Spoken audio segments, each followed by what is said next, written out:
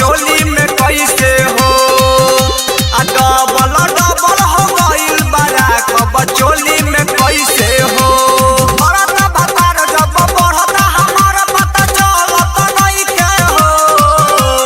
बढ़ता भतार जब बढ़ता हमारा पता चलत नहीं के हो डबल डबल हो गइल बारा कब चोली में कैसे हो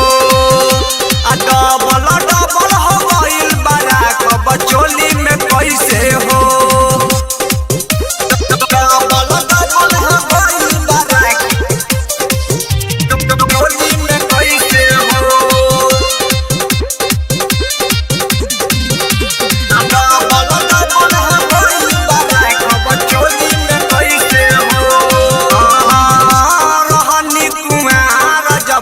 रहे न झूल हो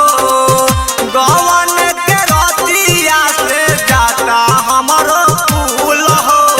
जाता हमरो फूल हो रहनी कुमार जबले रहे न झूल हो गवन के रतिया से जाता हमरो फूल हो निम्बुआ लेखा दुनु जवनवा लागत जैसे हो निम्बुआ लेखा दुनु जवनवा लागत जैसे हो डबल डबल हो गइल बारा कब चोली में कैसे हो डबल डबल हो गइल बारा कब चोली में कैसे हो डबल डबल हो गइल बारा चोली में कैसे हो Recording Studio Deoria.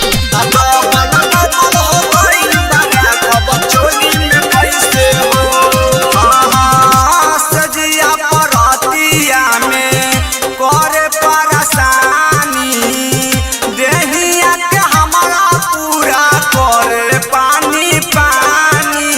करे पानी पानी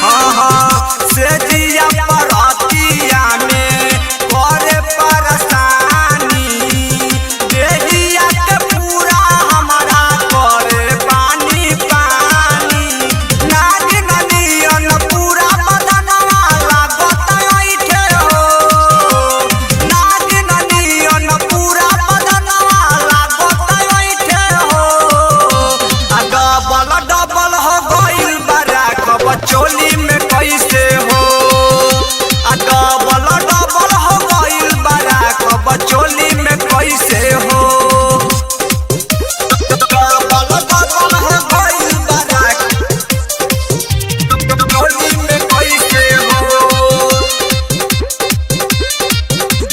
डबल डबल हो गइल बारा कब चोली में कैसे हो